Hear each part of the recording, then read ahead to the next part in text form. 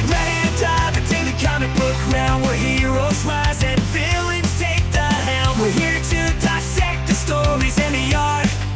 On source material, we tear the panels apart. That's right. It's the Source Material Comics Podcast. Up in the sky, Mark. It's a bird. Plane. It's Mark Radulich over there, ready to talk some Superman comics. It's All-Star Superman. Oh my goodness. This has actually been on my radar for a little bit, but I didn't expect you to come to me and say, let's talk about it. Why don't you let the listeners know, Mark Radulich, why we are going to be discussing All-Star Superman this evening? The James Gunn Superman that comes out in July, which is kicking off the James Gunn reboot of the DC cinematic universe, drew inspiration from All-Star Superman. I think it's actually a couple of different books. The main kind of visual hook for the film, the aesthetic, some of it literally shot for shot, draws inspiration from All-Star Superman. This began in 2005, and it was released bi-monthly. So 12 issues all the way up till October of 2008.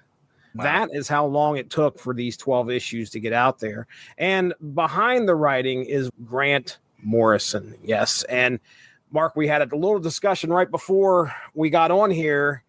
As you were finishing the book, you could very much tell he wrote Doom Patrol at one point. There's a bit in this where it's like this Superman's from various periods in time, and I swear to God, I thought one of them was Negative Man. Yeah, that's the same thing I thought too. I was like, oh, this is the Doom Patrol. That is not the case. But yeah, I was right there with you. All right, so I know you've done a bunch of Superman over the years. I've done some of them with you. We did Kingdom Come, which really wasn't a Superman book. It was more of a Justice League book.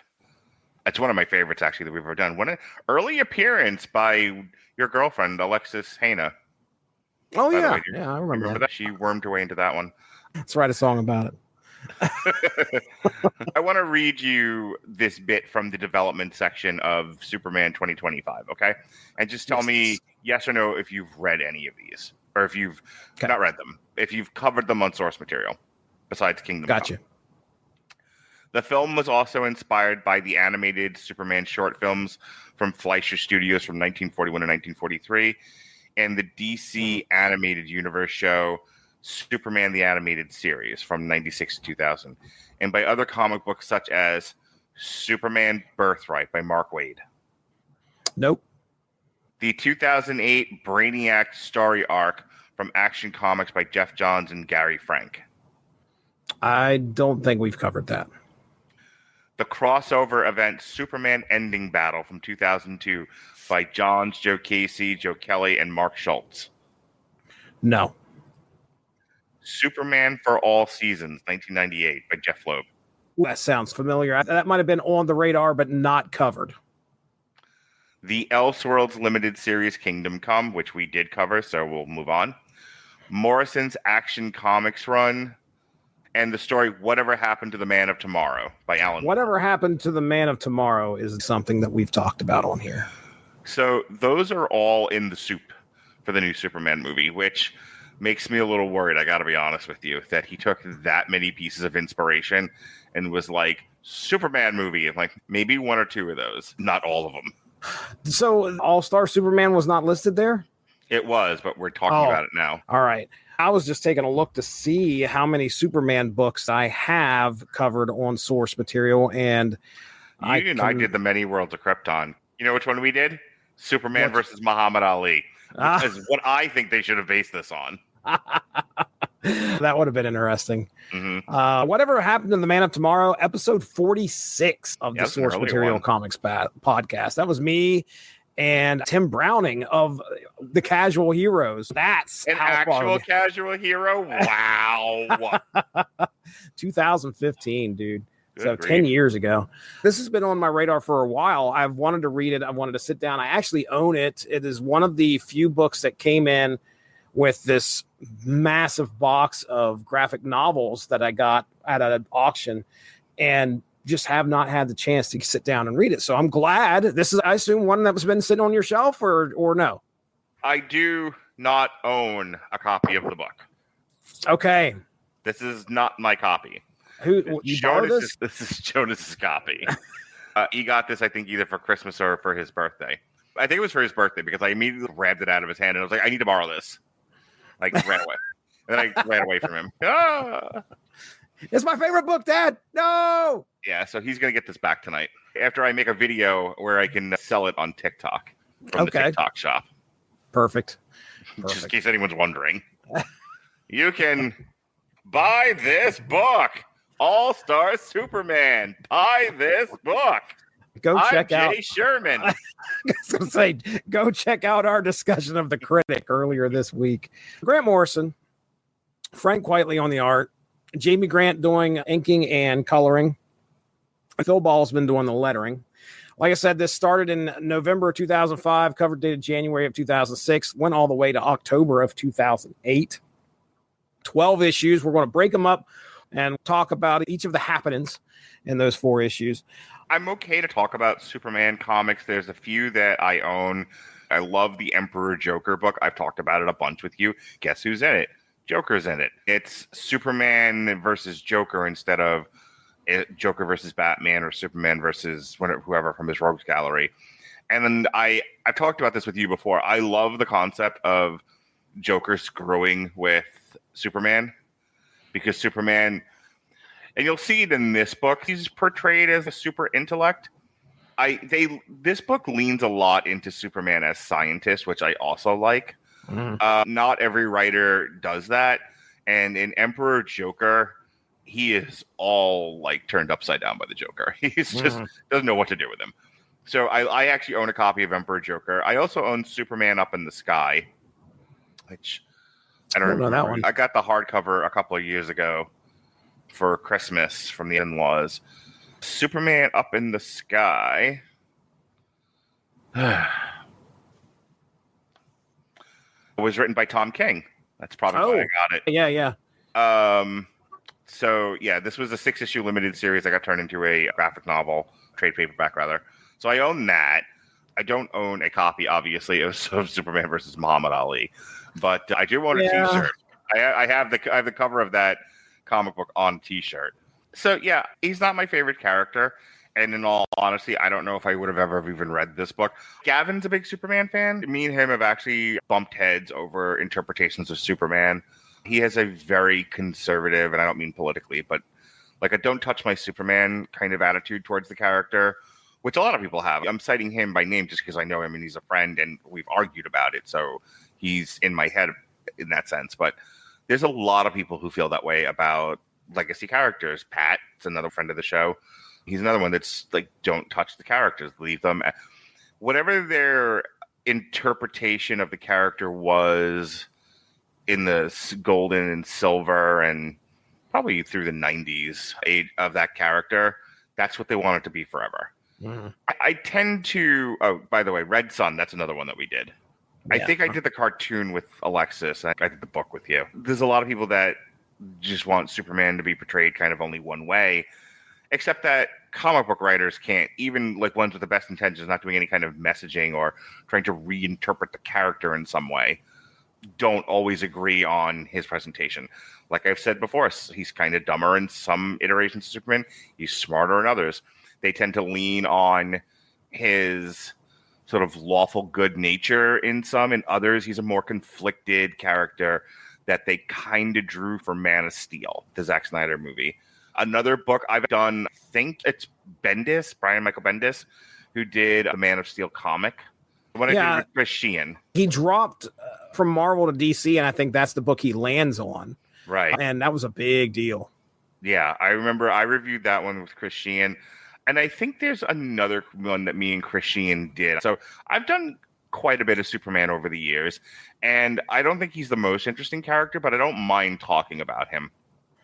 I'm not unhappy I read this book, because after seeing that it was like an Eisner Award winner and it's beloved and all of that, I'm like, oh, okay. I think as widely beloved as this is, there's room for criticism. So I think we'll have an interesting discussion about it.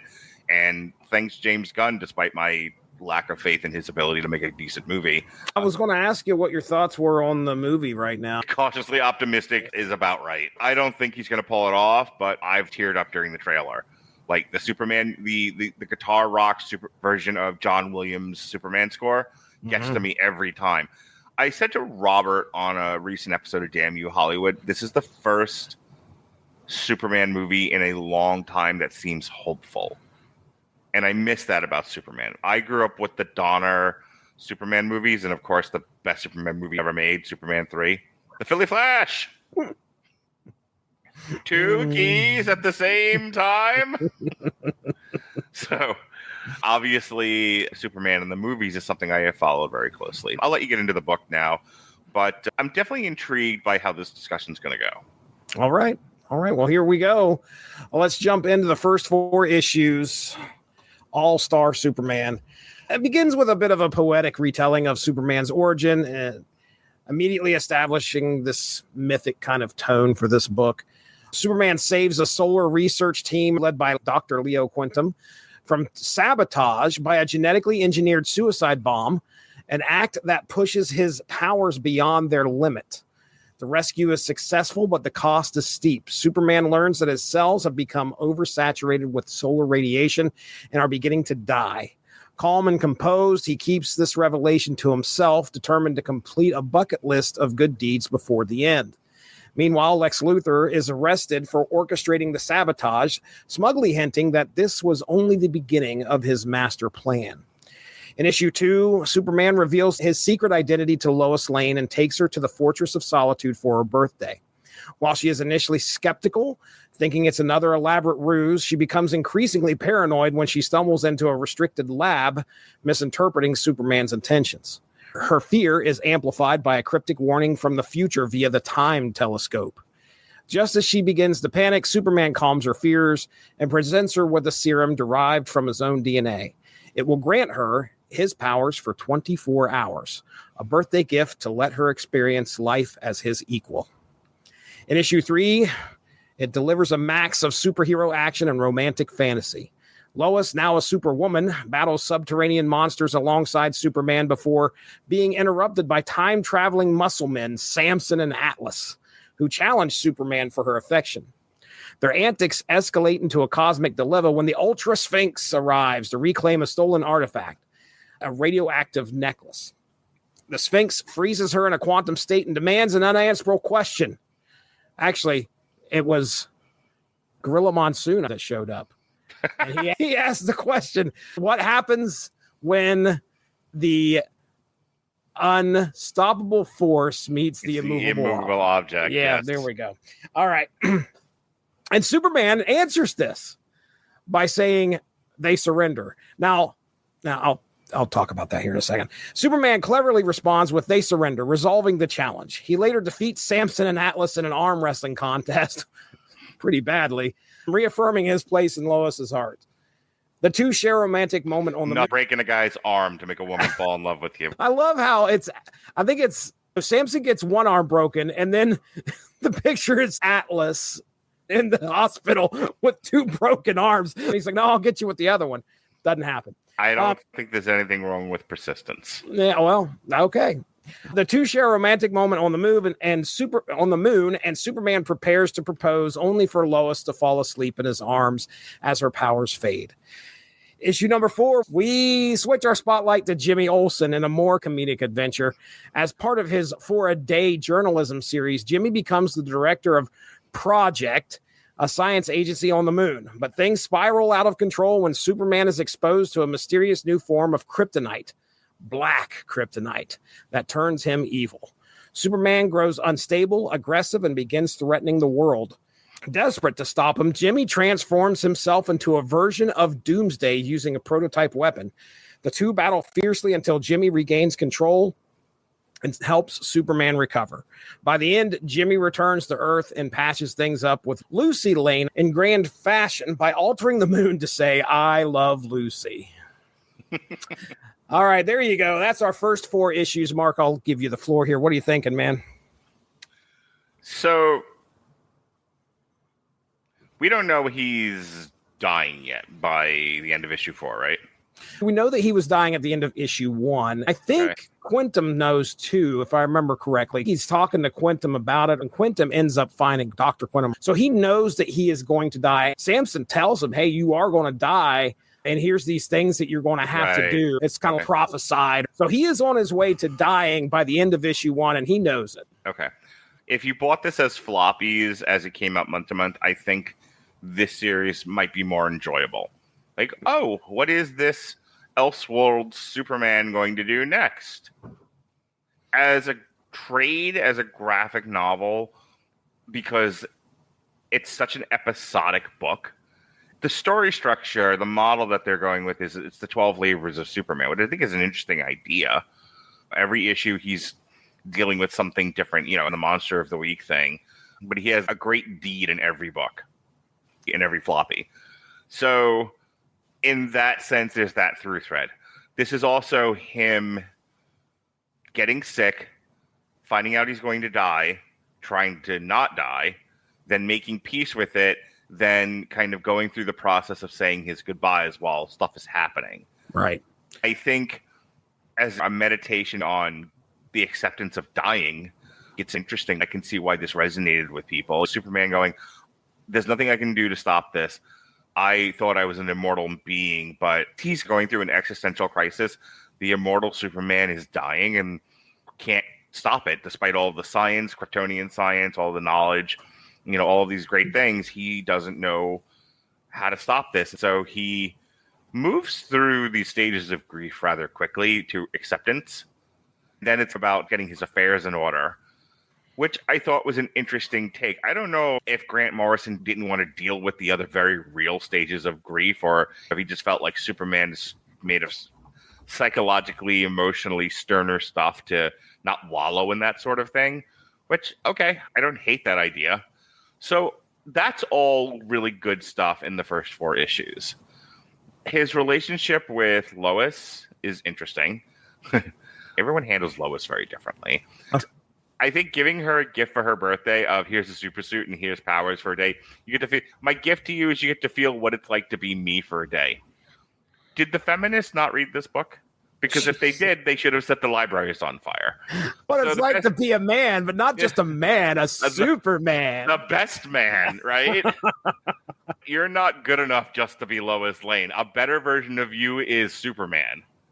You know, and so you get to finally achieve maximum womanhood by being a dude. Yikes.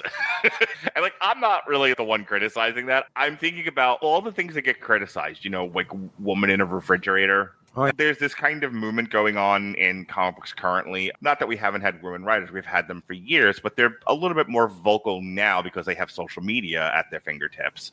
There's a creator on TikTok who's been publishing a bunch of TikToks as of late and giving away comics. She wrote a recent Phoenix book, and I know that because that's one of the books she's giving away. There's been a lot of talk about how the comic book industry deals with women, both as creators and as characters. It's the kind of thing women right now tend to complain about. Or maybe they did, and I just didn't see it. Let's do another stereotype. What women are reading comics? I mean... Come on. None that I can see, Jesse. Right. I don't know any. Yeah. I'm okay.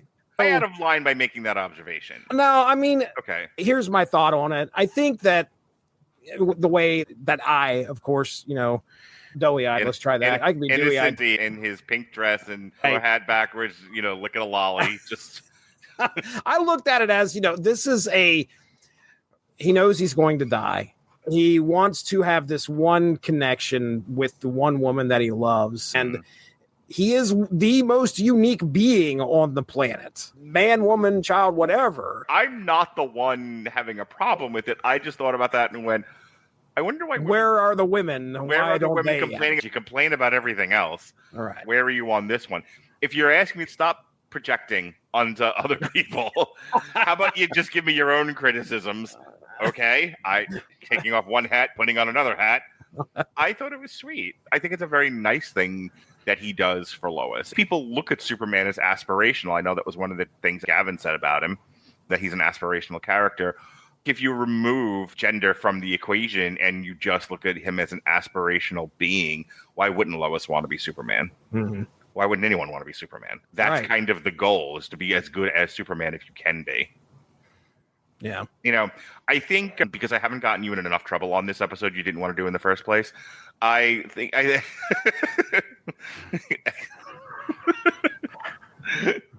wanted to do the episode, but trouble, you bring it all the time. teasing you. Superman is the Christ figure, you know, the aspirational Christ figure. You know, this is God's perfect son sent to humanity and, you know, then die for our sins. I like Superman as that kind of fictional character.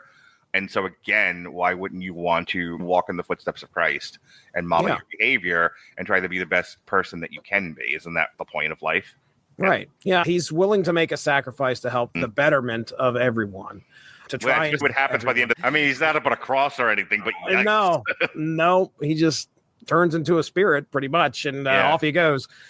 We get our plot here where we find out he's going to definitely die in the future. So it's kind of a countdown. We're counting down like, okay, once he hits the end of this thing, he's going to die. I didn't get the they surrender. I don't know, the answer to that joke that he answered, or not it's a riddle that the Sphinx asks him, and he's like, they surrender. Is he just speaking on behalf of Atlas and Samson? And he's like, they surrender? I don't get it. There are elements of this book. I couldn't remember who Grant Morrison was in the great pantheon of comic book writers that we've covered. And then you're like, it's Doom Patrol. And I'm like, no more questions, Your Honor. Yeah, dude. It's like, there's a square planet. Yeah, there are elements of this book where I'm just like, what did I just keep reading? You have a deadline. Like, it was weird, and I accepted it's weird. Yeah. Right, dude. Just let it be what it is. No, I'm too busy trying to make up gender problems in the book. My last note here is we do get a cool Jimmy Olsen issue, which is very much a throwback to, I don't know if you ever saw any of the stuff that happened in Superman's pal. Women's clothing at one point. That's just how Jimmy Olsen is on a different level. He is a successful reporter. Perry White's like, I don't know how, but everybody loves your stuff. I think it's a nod to the quirky nature of popular characters in social media. Okay. You know, there are just some people that are TikTok famous because they have the quirkiest personality and takes on things. Yeah. You know, they're not me doing, books, dense book essays reduced to 3 minutes because it's the only way I'll be seen and heard. These people are, they appeal to the people looking for distraction. And I think Jimmy Olsen very much fits that. But it's a modern reshaping of the Jimmy Olsen character because, like the original Superman, he's kind of a goody two-shoes. He's very much that post-war kind of laced up middle-class white guy. Like G. Willikers is Mr. Wilson, kind of a thing. So there are some books like Superman's pal, Jimmy Olsen. I was going to ask you about that. If you get an opportunity, look up some of those. Just look at the covers. You don't even because I ain't reading any of the issues. I just look at the covers. Like, he turns into a giant tortoise in there. I mean, just crazy whacked out adventures. Now, as to the personality, it just seemed like he was always trying to help Superman in some way and ends up getting involved. It just goes off the rails, which is very much kind of what happens in here. We do get very much now want to make you read that book and talk. Oh no, dude, there's a lot of issues on a Superman. That's like straight up from, I'm pretty sure, the early 70s, maybe late 70s. Oh, because I've seen trades in the local bookstore, but I didn't look that closely at it. Until I saw that it bothered you, I wasn't interested.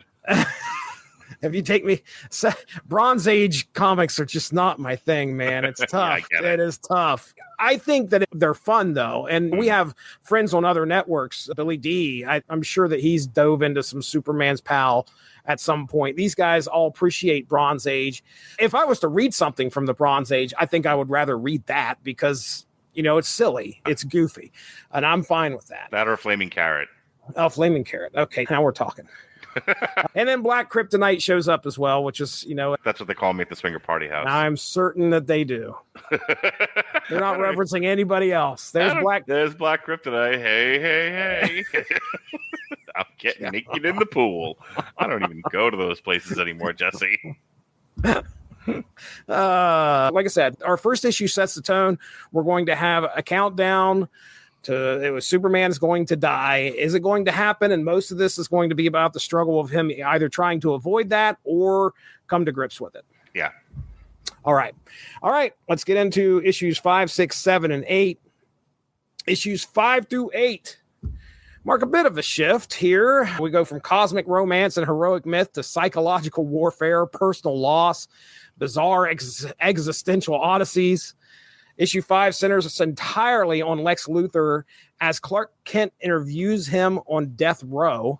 Luthor, arrogant and philosophical, monologues about his disdain for Superman's effortless greatness and his own self-made intellect. I don't know what's going on with my brain these days, but I had two things happening at the same time with that issue.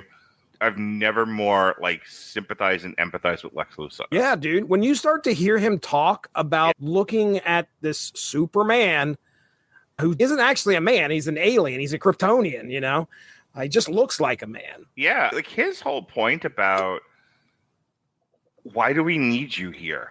Humanity doesn't need a savior. We can save ourselves, I think, is an interesting take coming from the character. And the fact that they slap it on the villain makes it even more complex and worthy of discussion and debate. But the other thing is, every iteration I've seen of Clark Kent hasn't been this goofy, where he's stammering and he's, whoa, whoa, whoa, even even the Three Stooges. But even the Donner cuts of that, this is as close to that characterization of Clark Kent that I've ever seen. But I think because Christopher Reeve is such a good actor and they don't spend that much time with Clark in either Superman or with him being that way, he doesn't bother me as much. An entire issue of him, Mr.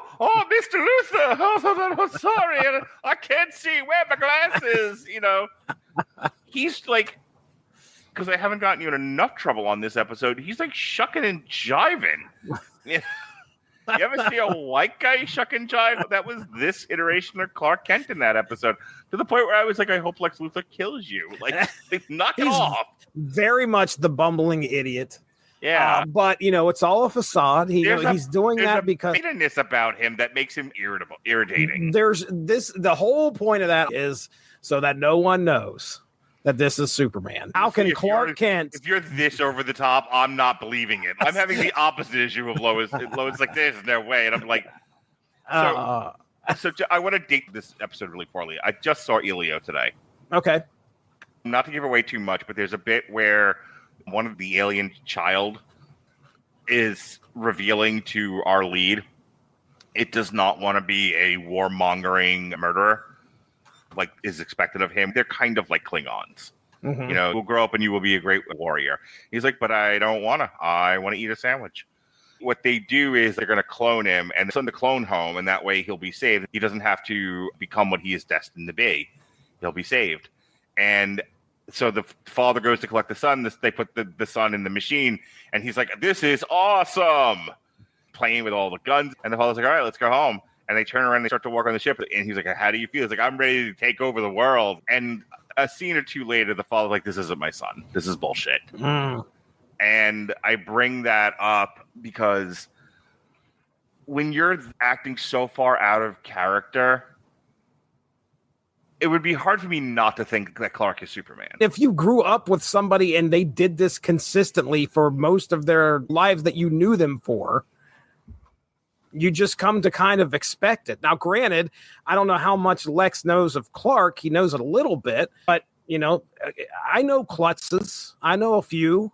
People aren't exactly falling down. And yes, it is over the top in this comic book. I mean, him trying to save Lex Luthor at that one point where the guy has the gun to the back of Lex Luthor. Oh my goodness, he falls and it saves Lex Luthor. I think the parallel I was making is you spend enough time with somebody, you'll know if there's a difference in their character. Okay. All right. So you're saying Lois Lane and other people should know. Spent enough time with both Clark and Superman. How Gotcha. Do you not pick this up? That she's in the opposite direction. She's no, there's no way you two are the same person. First of all, the difference is one wears glasses. Can we get over this already? Everybody in Metropolis has an IQ under 50. In this universe, Batman confronted Superman. I know you're Clark Kent. How would you know? How would I not know? I'm the greatest detective on the planet, and you just wear glasses. Idiot. Oh, man. Well, all right. A riot begins to break out at the prison while Clark is visiting him. Parasite's there, and Parasite goes on this rampage, which apparently he's able to siphon power or whatever into his body just being around Superman. I don't know much about Parasite. I know he's one of the upper tier villains for Superman. Anyway, Clark, secretly using his powers, tries to mitigate the chaos while maintaining his cover. Luthor reveals he knows Superman is dying because he orchestrated it. It's a chilling confession declaring that he used Superman's greatest strength, his solar energy, to engineer his downfall. Issue 6 brings the narrative back to Smallville. It's a deeply personal story about fathers and legacy. Jonathan Kent reflects on the miracle of Clark's arrival and how proud he is of the man he's become. As time fractures and cosmic threats like the Chronovore arrive in the present, a trio of future Supermen appear to help deal with the temporal crisis. Superman joins them in the battle, but the cost is high. 3 minutes of his life are lost. In those moments, Jonathan Kent suffers a fatal heart attack. Clark's desperate attempt to reach his father in time fails. The funeral is solemn, with Clark honoring the man who shaped his moral compass. The future Supermen offer comfort and remembrance, including a golden flower from New Krypton for Pa Kent's grave.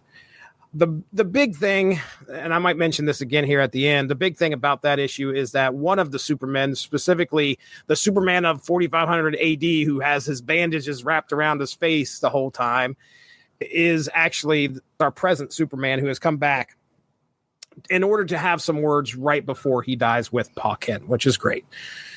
In issues 7 and 8, Mark Radulich heads to the Bizarro World. Okay, wait a second. Please, go ahead. Because I guarantee you what you're about to say is probably similar to what I want to say. So sometimes because of disinterest or difficulty in reading, I kind of just speed read through some stuff. I can't handle the Bizarro speak. Whenever there's a lengthy bit of Bizarro talking, I'm like, okay, Bizarro is a big part of Emperor Joker. I remember it back then. I'm like, oh my God, I hate this character. It's so annoying. Because you got to read and then run it through your head and figure out it's like you're trying to translate something. I something. didn't do baby talk when my kids were that age. I hate reading it. It's so bad. I know the gist of what happened in the Bizarro World comic, but I sped read through a lot of that. Really annoying. I'm crossing one of my notes off right now because that's pretty much my note for these issues. It was just too tough for my brain to try and figure out, well, okay, what is he saying? What is he actually saying?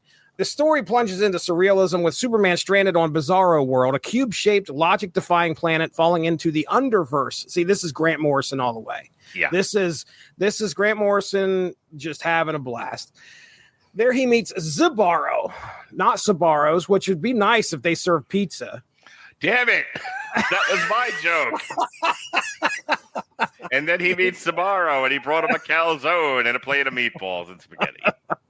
A rare Bizarro who possesses intelligence, self-awareness, and a poetic soul. As Superman's powers weaken under the red sun, he realizes he can't escape without help. The Bizarro is more chaotic than malevolent. Bizarro, feeling a kinship with Superman, tries to help build a rocket to get him home, even as he's mocked by his own people for his difference. Throughout this strange detour, Superman remains compassionate and determined, encouraging Bizarro to keep writing and hold on to hope.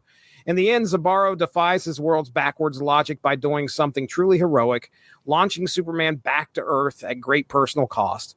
Superman departs weakened but alive, leaving Bizarro behind to record the tale. On Earth, Lois and Quantum monitor the bizarre planet's disappearance into the Underverse, assuming Superman is lost for good.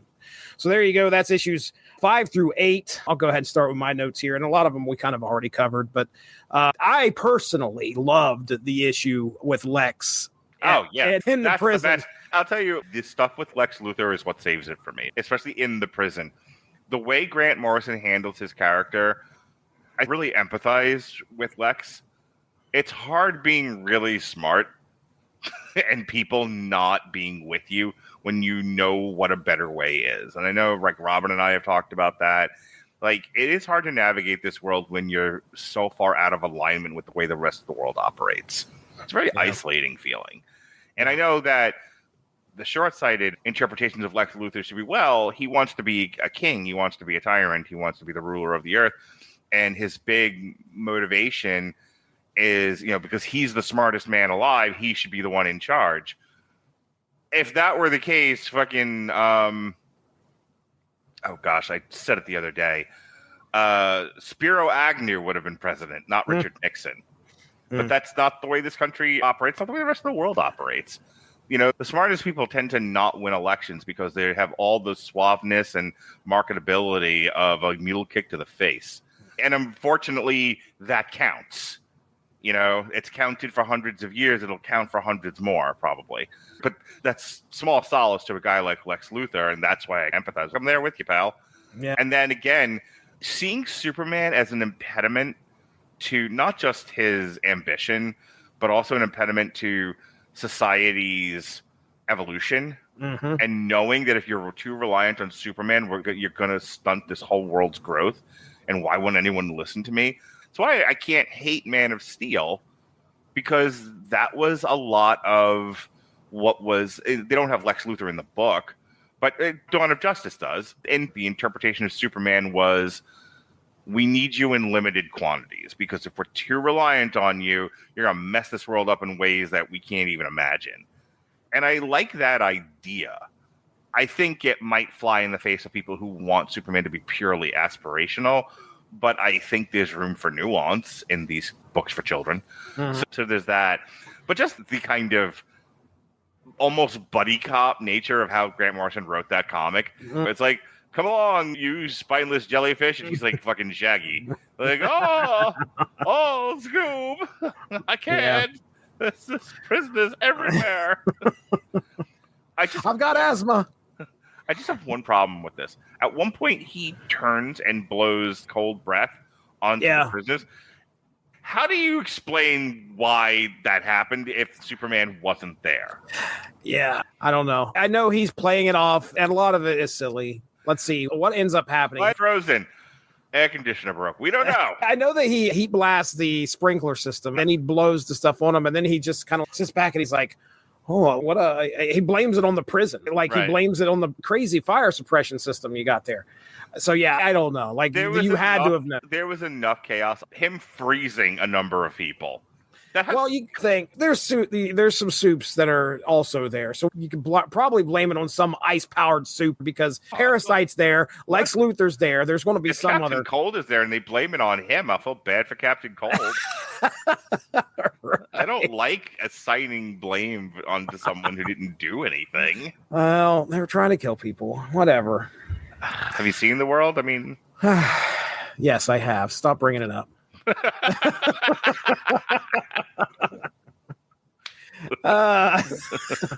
This is comics, man. I don't want to talk about the real world. Damn. My God, that's the second time I've heard that in 48 hours.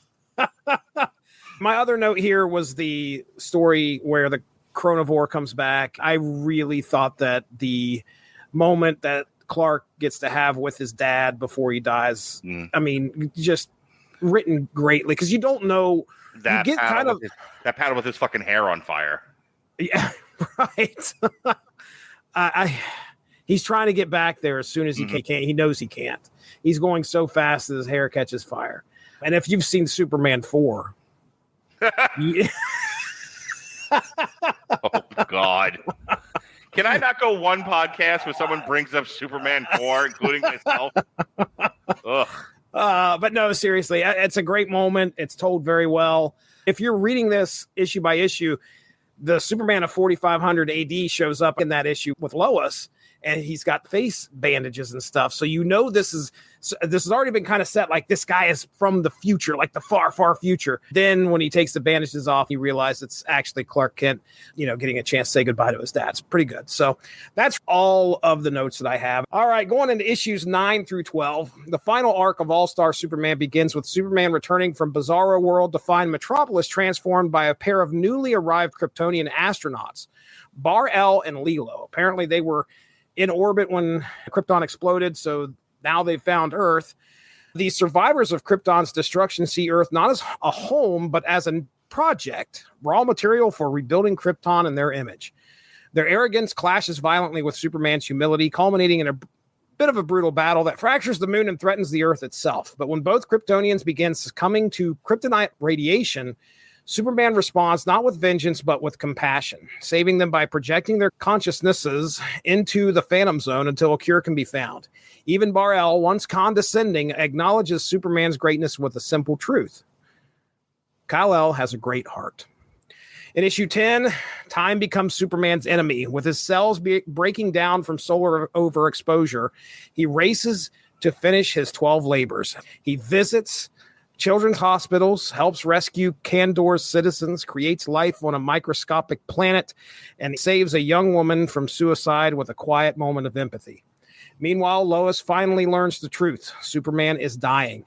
We see Superman trying to finish what he started.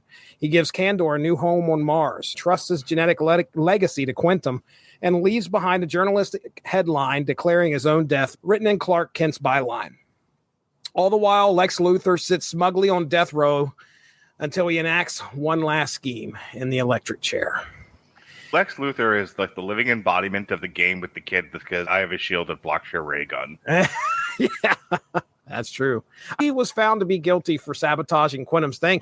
He sentenced him to the electric chair. He was going to die. Here's what I don't understand. How did he have, even in the issue where Clark goes to visit him to write his story, one, how did he have all of that stuff? Because I've worked in corrections. They don't give you shit. You can maybe make wine out of the fermented fruit they give you in your lunch. That's about it. You didn't get chemicals and stuff to make your super soldier serum, whatever it is he does. And he's building a robot. I mean, that's where you see him building this biblio robot or a bibliobot or something. It's like, okay, all right, this is an interesting prison. This is where you send gave any of that to you. This is where you send the supervillains. Oh, give the supervillains all the tech that they need so they can build stuff. Yeah. Makes complete sense. All right, so issue 11 sees Luthor cheat death by secretly ingesting a 24-hour superpower serum. With Superman weakened and dying, Luthor escapes execution and begins his rampage. Superman dons a radiant white solar suit to battle Solaris, the tyrant sun. A cosmic showdown unfolds. Superman and his superbots battle Solaris in orbit to save Earth's sun. With the help of a resurrected Sun Eater and sheer force of will, Superman defeats the villain. But the victory comes at great cost. His body, now overloaded with energy, begins its final transformation. At the Daily Planet, a weakened Clark collapses just as Luthor attacks, leaving the question if a final confrontation between the two eternal rivals will even happen. The climactic 12th issue brings the series full circle. In a surreal interlude, Superman meets Jor-El in a dreamlike afterlife and is told he has one final choice: ascend to a higher existence or return to finish his work. Choosing the latter, Superman confronts Luthor, now experiencing life through Superman's senses for the first time. Briefly overwhelmed by cosmic empathy, Luthor glimpses what it's like to be Superman, but it's fleeting. His powers expire, and Superman defeats him with a final blow and a powerful truth. Luthor could have saved the world at any time if he truly wanted to. All right, so I had a point, and then I lost it, and you just reminded me of it. The funniest thing about Luthor, especially if you're a mental health professional and you've also been through toxic relationships, is Clark is there to get a story. He was told, come to the jail, I will give you a story. And as a professional journalist, he's like, I'm here to write your story. What do you mean by write? You tell me a story and I'm going to write your story. I hear what you're saying, but have you considered the master of the house? Quick to catch your eye. Like, Lex, come on. You brought me here. Let's get serious here. Tell me what it is you're here to tell me. I will tell you what I'm here to tell you, because I will tell you things that I'm here to tell you, because you have come for me to say things. Oh my God. I'm making life, but there's a certain kind of dysfunctional person who, because they want attention, any number of other reasons, they will present you with what seems like a logical exchange, a logical interaction, a logical engagement, easy enough, and then they won't ever actually give you what they promised. Yeah, they don't follow through. It's the entire issue. Clark's like, what's your story? What's your story? What's your story? And at the end of it, it's like, I killed Superman. Mm-hmm. He was never going to tell Clark anything. until he was done toying with him. Right. So, like I said, he's super smart, also super toxic. Super manipulative. Yep. Yeah. And I needed to make sure I said that. I have a bit of a problem with the Kryptonians. If you tell me you blew up Krypton and this is the last son of Krypton, but you make one exception, Zod, like, oh, he's the one that got away. He was in the Phantom Zone. And he came out of the Phantom Zone. And, okay, now we have, we have one of many of Superman's rogues galleries that can actually go head-to-head with him. Okay, fine. But then this one, but his cousin also didn't get blowed up. And, okay, well, what about his dog? His dog also made it. Anybody else not die on Krypton? This entire city? Oh my God. Yeah. They make up. It's one of the things that I kind of hate about comic books in general. It's the Uncle Ben thing.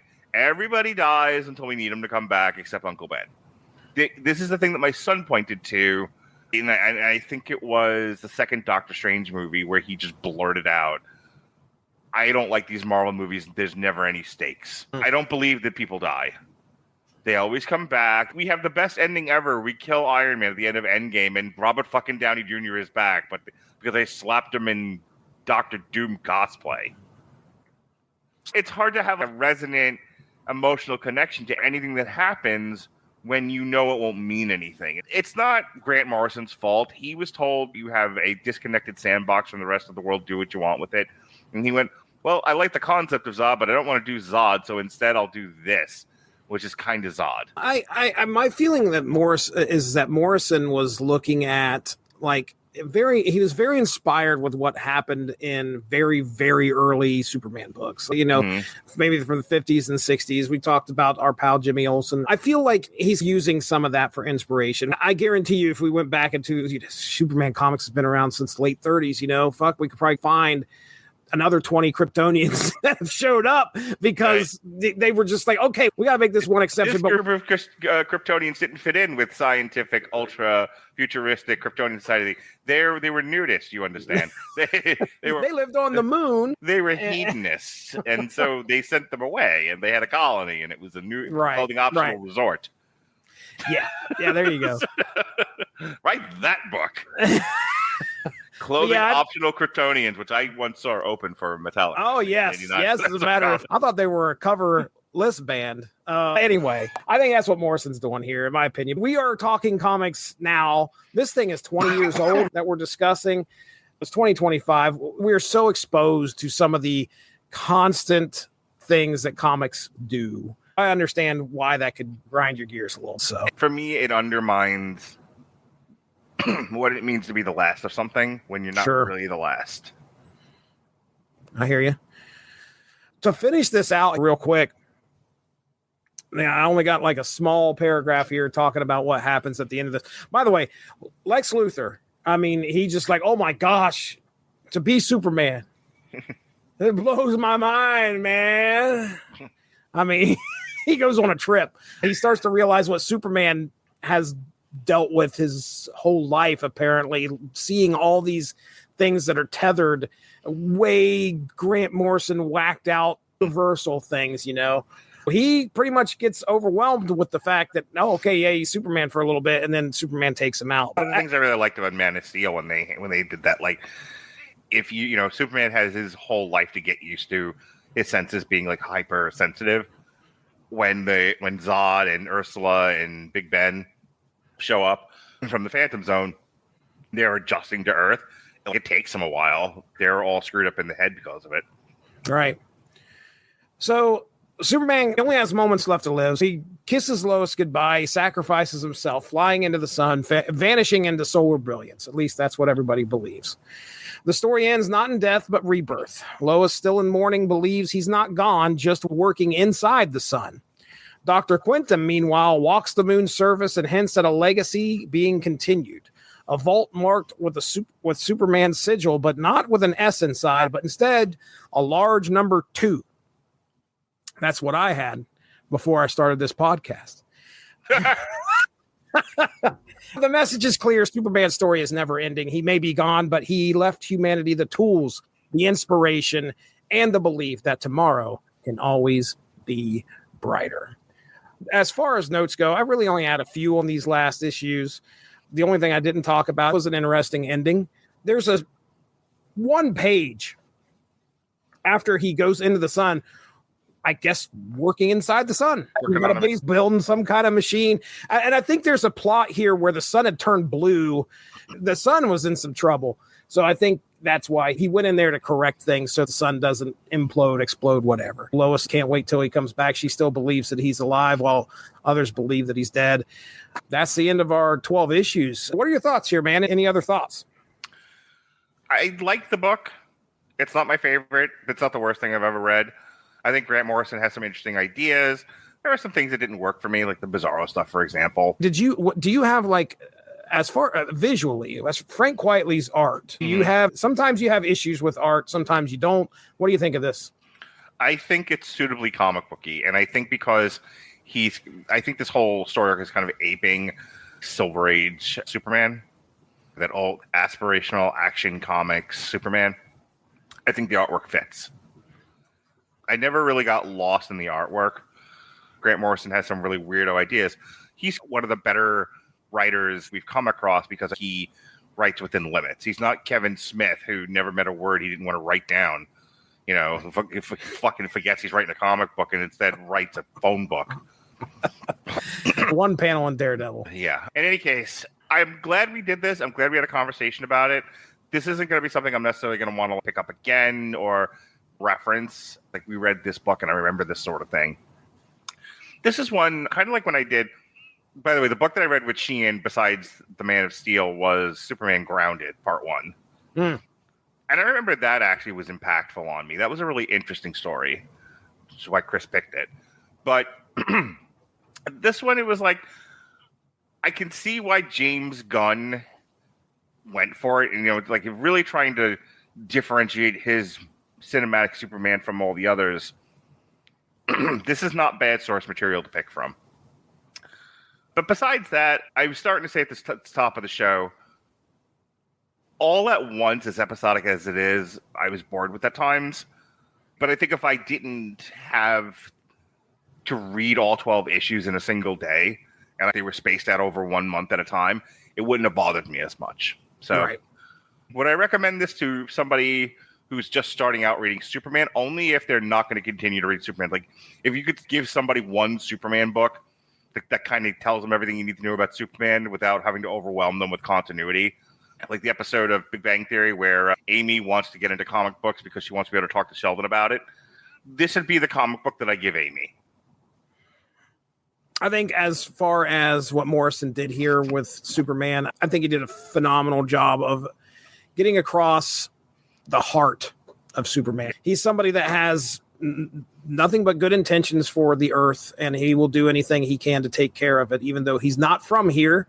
He grew up here. He's the spirit of nobility. Yes. Yeah, that's perfect. So, all right. I'm glad I read it too. You know, it'll be something that I would probably refer some people to that may be interested in it for sure. All right. We have done it, Mark. Let's get into plugs, buddy. What do you got going on over at the Radulich and Broadcasting Network? Well, we'll review Superman on Damn You Hollywood. Damn You Hollywood is nearly every Monday at 9 o'clock. You can come see me and Robert and maybe a friend or two reviewing the new movie of the week. We'll be reviewing Superman after it comes out in, I think, the second or third week of July. So come check us out, see if we shit all over something that defines you as a person, which is what we do. However, I'm going to take this moment to push my TikTok. I am at Mark Radulich. You can see it on the screen. But if you're listening to Jesse's audio podcast, it's all video for you. Look at you. Heard me tonight, and you're like, I like the way you think. What else do you do? I've been doing a lot of short form video essays, the kind of stuff that used to be in books, but you know, books are for burning, and you know, and phones are for scrolling. So I now take book-sized ideas, and with the help of artificial intelligence, not relying on it, I do the work. I just ask for assistance from my AI assistant. And I take big ideas and I reduce them down to TikTok size. And I've been doing a lot of that lately. Use the tool. Don't be one. That's right. That was one of my TikToks. Sometimes I'm reacting to a news piece and kind of giving my take on it, Bill O'Reilly style. Sometimes I'm looking at sort of trends happening in the world or culture, politics, or whatever, and giving my longitudinal view of things. And sometimes I'm just taking stuff that we're doing here on the Radulich and Broadcasting Network and Source Material Podcast and giving it to you in short form. Because sometimes, you get an 8-ounce can, sometimes you get a 12-ounce, and sometimes you get an 18-ounce, right? Same product, just in different bottles. That's what I'm doing. Sometimes we give it to you in a big podcast. Sometimes we give it to you in a TikTok. Sometimes I just give it to you from behind. Whatever you like. I'm here to make you people happy. So make me come check out my TikTok at Mark Radulich. All right, perfect. Ladies and gentlemen, you're listening to the Source Material Comics podcast. You should be hearing it on the Source Material Comics feed.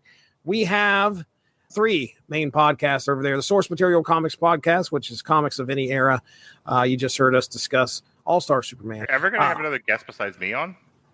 I'm sure I am. Alexis, why don't you do more stuff with her? We have stuff planned, believe it or not. It's going to be on the schedule at some point. I've got all sorts of people lined up, but I always give you the front. Always get star status. I always take you first. They can have what's left.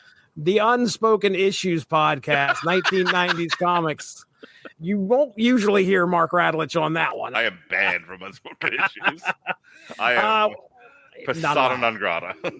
You can go check that out. We talk about 90s comics over there. And recently, we're going through gimmick cover summer, picking some of our favorite gimmicks, throwing them out there on a poll. And not a poll, but on a poll. Anyway, people are picking them. And we're having a good time. So Wildcats number 2 is our most recent discussion. And then I think you'll be hearing us talk about Wolverine number 50 pretty soon.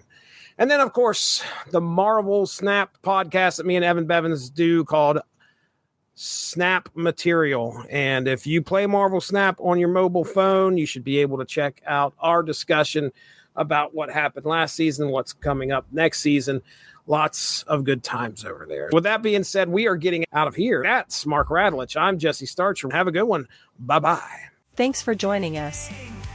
All of this would not be possible without W2Mnet.com, so make sure to seek them out for more podcasts. If you enjoyed what you heard today, please feel free to share, and we look forward to entertaining you again soon.